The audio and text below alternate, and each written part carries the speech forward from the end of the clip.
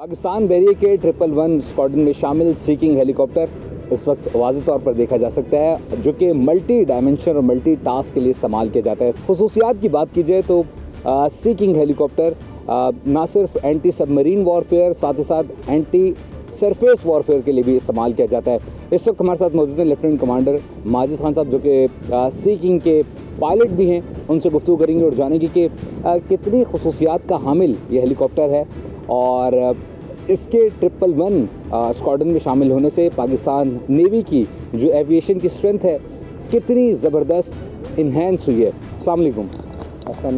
वालेकुम। माजिद साहब, thank you so much for your time. जानना चाहेंगे कि सीकिंग जो है वो कितनी खुसूसियात का हामिल है और पाकिस्तान नेवी के एविएशन स्क्वाड्रन में किस कदर खिदमात सर अंजाम दे रहा है।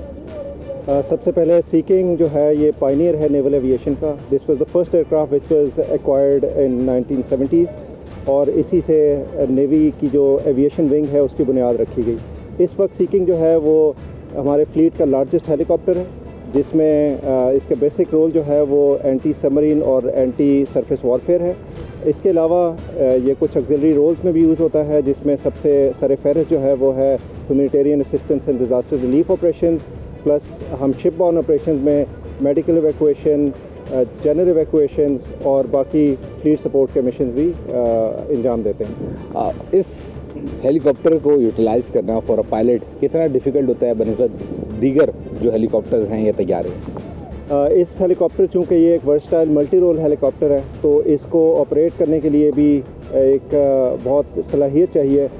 पायलट ट्रेनिंग जो होती है इसमें एक मुश्किल मरहला होता है, जिसे पास करने के बाद फिर जब एक ऑप्स पायलट बन जाते हैं तो उसके बाद चूँकि ये एक लार्जेस्ट हेलीकॉप्टर है तो इसको ऑपरेट करने के लिए फिर आपको ज़्यादा एक्सपर्टीज़ चाहिए होती हैं, इसके रोल्स की वजह से और इसके साइज़ की वजह से भी।